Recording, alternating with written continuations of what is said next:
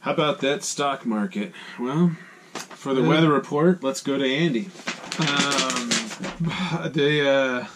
Welcome back to the Video Game Brothers. That's Brother Phil and I'm Brother Andy. It's been a while since we've done a video, mainly because it's the off season, and for those garage sale people out there, you know exactly what we're talking about. Oh, yeah. It doesn't get more off season in the middle of January, and there's no good garage sales right now at all. But we are going to prognosticate. How many more days until garage sale season? That's a fun word. How many more days until... So let's assume May 4th is like the semi-official beginning to garage sale season. So I think we're about 106 days away from garage sale season. 106? Something like that. Okay. Alright. That just makes me sad. First, what games have you been playing? It's been a long winter. We've had mostly torrential rainfall here in the Northwest and dark, gloomy skies. What have you been doing inside? So I picked up over the summer the Super Nintendo Classic console. I just got through Final Fantasy 3/6. I haven't played it in a long time. I've been trying to get Retro Robbie to stream that game. It is I wish he would. So perfect. And I know people love Chrono Trigger a lot. I love Chrono Trigger, but I would put Final Fantasy 3/6 ahead of Chrono Trigger. I just would. It's a bigger game. I love Final Fantasy 3 more. I always have. So I've been playing that, and then on Switch I got Doom, which came out a year or two ago. I have that on the PS4. Yeah. Yeah, really good port on the Switch. I mean, it's amazing how good that looks on the Switch. Really, it is really incredible. It's very, very good. It's a lot of fun. It's like the old Dooms where you still need the yellow key to go through the yellow door and all that stuff, but like the combat is so fun and so satisfying, and it's such a great unwind game where you come home from a long day at work, you can pop it in and you can play the arcade mode, and you don't even need to turn your brain on to have a blast. You just get the chainsaw out and start slicing demons in half. It's so fun. I don't know. So, yeah, I've been playing that. What about you? I decided that I am going to do my best to make it through more Super Nintendo RPGs. I played through Lufia, the first Lufia, finished that game. Full disclosure, I did use the Game Genie to level up once or twice. It is a super grindy game, and the grinding takes forever. And I don't have another 40 hours available just to grind. Yeah. You know, if I would have owned the game as a teenager, I would have made it happen. But anyway, Lufia is an okay game. I mean, you know, it's very playable. There's nothing really that breaks it in terms of the controls or anything. It's a turn-based RPG, pretty easy to just figure out. I don't have the manual to it, so I just had to figure it out. Yeah. It's a decent game with a pretty good ending with a little twist here or there, so it's fine. Looking forward to playing the second one, which I own but have not played. I've heard it's much better. And then I started Super Mario RPG, which I've never gone through before in my life. Always heard great things about this game. I mean, Square RPG from the mid-90s on the Super Nintendo that, with a bunch of Nintendo characters, how can you go wrong? I'll be honest, I'm 2-3 hours into the game, and so far it's just kind of like, it's alright. I don't know. Maybe I just haven't gotten to that point where it really takes off yet, but for me, I don't know. I love Mario games. I love RPGs. I don't know. I should love this too. But yeah, Square. I didn't love it. Fire Emblem Awakening. I've already gone through that game, but it's been a few years. I decided to go through it again. One of the greatest games on the 3DS, easily. It's an amazing game. I just love turn-based RPGs, and it's a tactical RPG, which just throws another element into that, and it's just so much fun placing your characters in certain positions where, you know, if you are an archer, you have to be at least a space away from your enemy, trying to keep your main character, Robin, alive the whole time. It's a challenge even there, and it's just so much fun. There's so many characters. Really, really love that game. And then got a limited run game called Golf Story. Came out on the Switch for, you know, digitally a year or two ago. I've heard it was good. Yeah. So I thought, again, I hate buying games digitally because I don't feel like I own it. Drives me nuts. Yeah, But I really wanted to play Golf Story. I like golf video games a lot. You level up, and then you get to choose which ability, and then the more power you choose, everything else kind of goes down a notch, which is interesting, but realistic. And let's face it, the harder you swing, the less accurate you're going to be, right? Sure. So yeah, Golf Story, really fun game. I also started Bravely Default, which I had never played, and I bought a used copy, and I put it in, and I looked at the first save file on it, and someone had put in over 200 hours into it. So I kind of put that in the back seat for now. I'm not sure if I'm going to go back to it. Is that a 200-hour game? I don't know. But if it is, I don't think I have that in me. And the last game I've been playing since it came out is Red Dead Redemption 2, which I absolutely love. It is a slow-paced game. It's a very slow-paced game compared to the first one, or even like a Grand Theft Auto, any other Rockstar game. You really start to appreciate why it's slow, and you can even see your character Arthur. A lot of times he'll get out of bed when you start playing it, and he'll start walking, and he even looks like he's in pain as he's walking. This is 1899 when people were sleeping on the ground and going hunting for their next meal and getting into shootouts. I mean, yeah, he should be sore. He should be really slow. Personally, I just really, really love the game. I love the first one, and I think this one's even better. So let's talk about some retro games here, because what I keep hearing from a lot of people is, there's a bubble. The bubble has burst.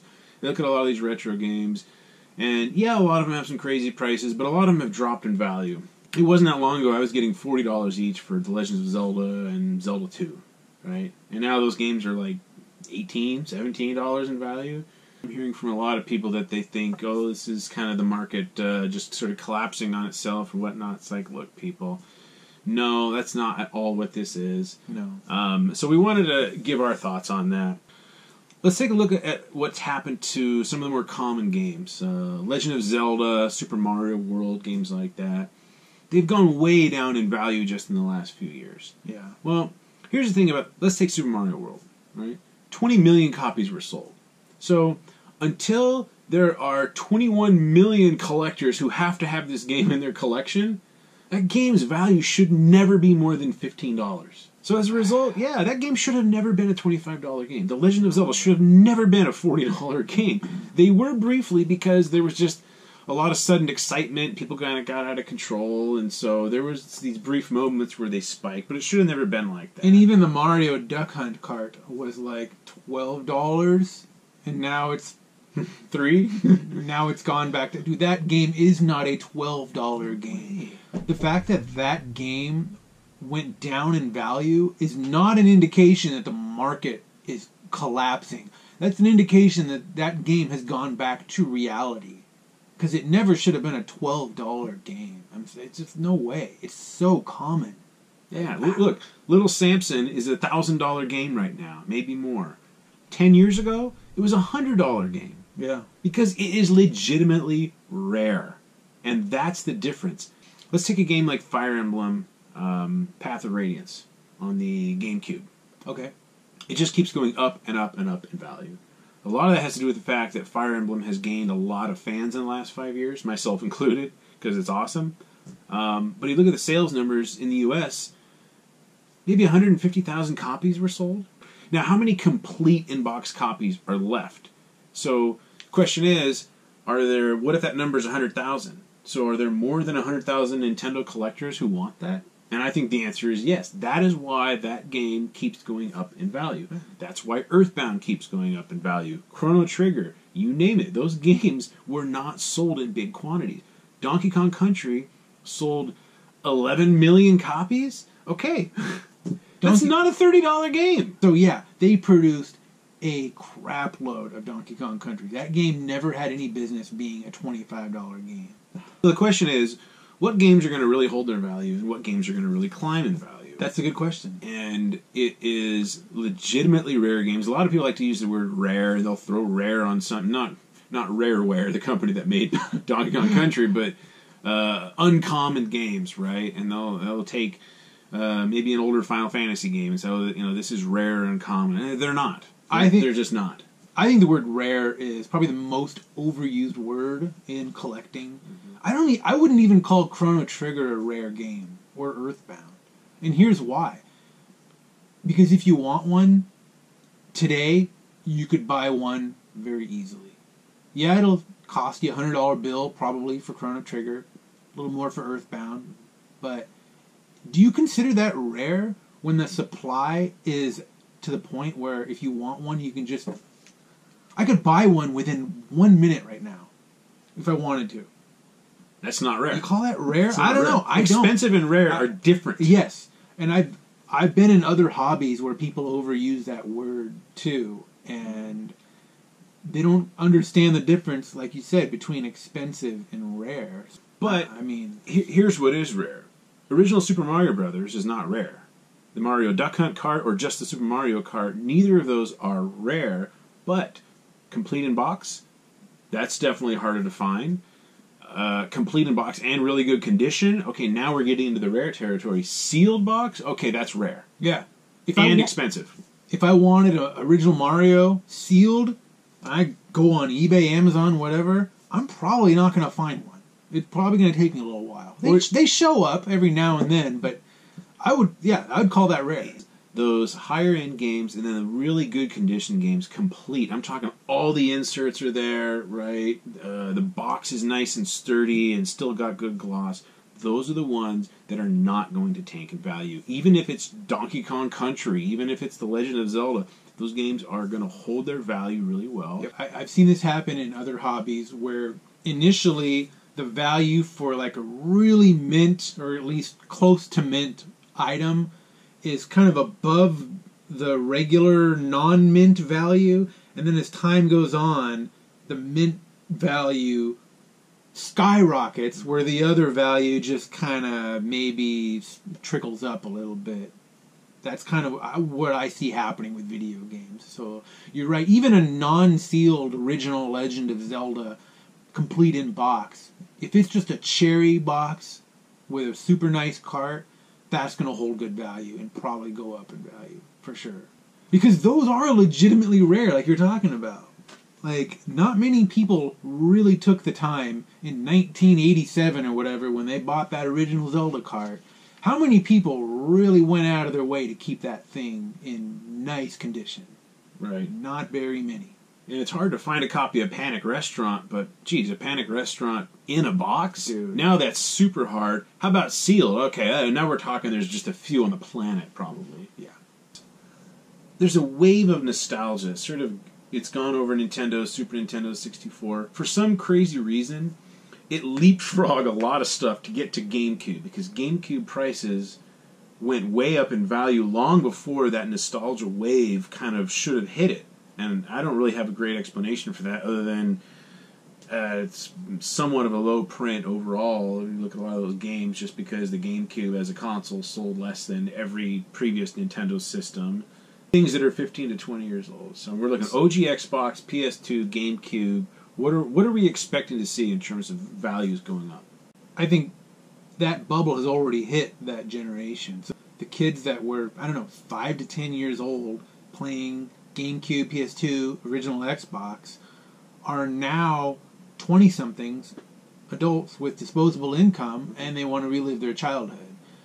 GameCube is kind of an anomaly because the GameCube values have been pretty good for a long time now. I mean, at least for the last 6 or 7 years, since I've been really paying attention to prices and going to garage sales and whatnot, GameCube prices have been very strong. We're just kind of starting to see PS2 and Xbox ride that wave into that bubble of collectors becoming adults, but it's happening. PS2, the problem with PS2, it sold so many systems, and therefore a lot of the games were just a really high print. And even though they're good games and people like them and grew up with them, they're just, the supply is so big. We were just looking at price charting on OG Xbox games, and like, there's a surprising amount of games in the $15 to $20 range that you would never even think. I mean, some Barbie horse riding adventure and some sports titles and Harry Potter and the Sorcerer's Stone. Madden Dude, 09. Yeah. I would have passed that game. Madden 09. I've probably passed those games up before a garage sale. I guarantee you I have. I mean, Madden? Like, oh, come on. Any movie title, I passed up. Oh, yeah. So the moral of the story is let's do our homework before the garage sale season hits, because I don't want to pass that stuff up anymore. If there's value there and there's money to be made that I can put into my collection, then that's why we do this. Look up prices for OG Xbox and study those before you go out to garage sales this year. I mean, look those over. Yeah, and I don't know if you're like me, but I feel weird if I find a stack of games at a garage sale. I feel weird about doing this thing where I'm looking every one of them up on eBay, because I don't know, the owner's there and they might kind of go, well, wait a minute, maybe these are valuable. I don't know. I don't do that personally. I see people do it a lot. I don't do it either, because I don't want to show my hand. I mean, he could just come over and just take the pile of games and go inside and say, sorry, I changed my mind. They're his games. He can do whatever he wants. Let's talk about the future of garage sales. Not just this year, but next year and 5 years and 10 years. The future, Conan? The future, Andy. I hear a lot of people who like to collect physical games like we do. Sure. And they're very concerned about the future of video games entertainment, because everything is just going to be digital and we're going to stream everything, right? Well, I think we're a long, long ways from that, especially in the United States. It's not something that I lose any sleep over right now.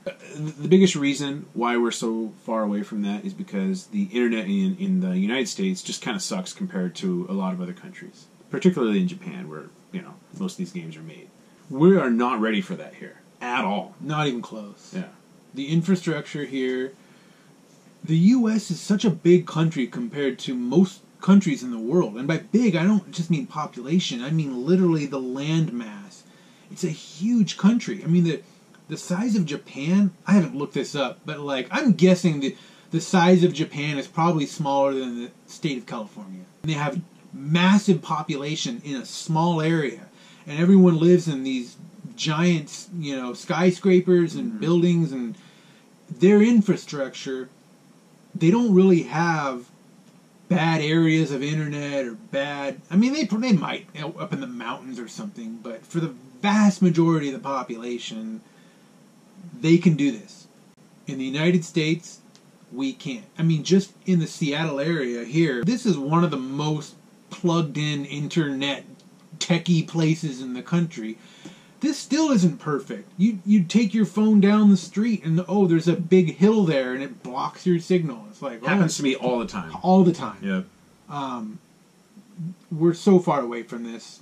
We're at least 2 generations away, I'm predicting. So then the question is, what about either next gen or the one after that, having a console that isn't necessarily streaming everything all the time, but everything is still digital? You're buying every game digitally. It doesn't even have an optical drive. Okay. I feel like there's a couple of problems with that. First of all, if you don't have an optical disc drive, you don't have a Blu-ray player.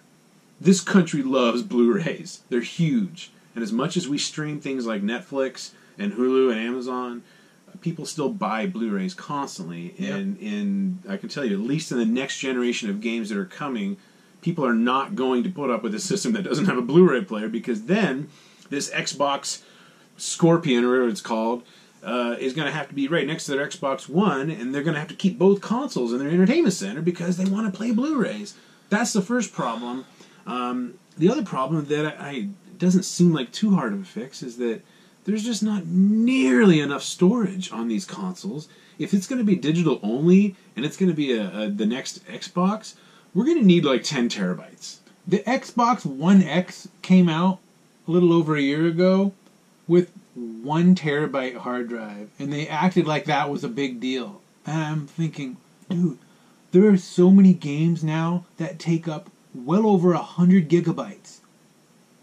Do the math on that. How many games can you own? And at the same time, they're pushing all this digital download and everything. I'm just, dude, yeah. Anything less than like 5 terabytes to me is just going to be a joke in the next generation. One thing that experts keep telling us is that, okay, well, look at what has happened to music, Look at is what happening to TV and movies. Everyone is just streaming everything all the time. This is the direction that everyone's going, and this is why video games will eventually be streaming only. Yeah, you hear that a lot. You've been hearing that for a while now. Yeah, but why is that not entirely true? So when it comes to movies and music, probably especially music, it's different than video games. It just is. And here's why. Because music is the same for everybody. And what I mean by that is when I hear a song, I'm hearing the same song that somebody else is hearing. All right? It's not going to be different it's not personalized for me. Now, I might experience different emotions with that song, or it might trigger different memories than the next person. Okay, I get that. It's still the same exact song. I mean, how many different people played Breath of the Wild over the last couple of years? Did any two people have the exact same experience with that game? Not a chance. People get attached to video games because they have that connection to them, and they have that bond and that emotional connection that it's just not the same for music. I don't own a single music CD right now. I never really did have very many of them, but I don't own any of them, and I don't care. And if I want to listen to a song, I go on Spotify or YouTube or whatever, and it's fine. With a video game, there's something a lot deeper there for a lot of people.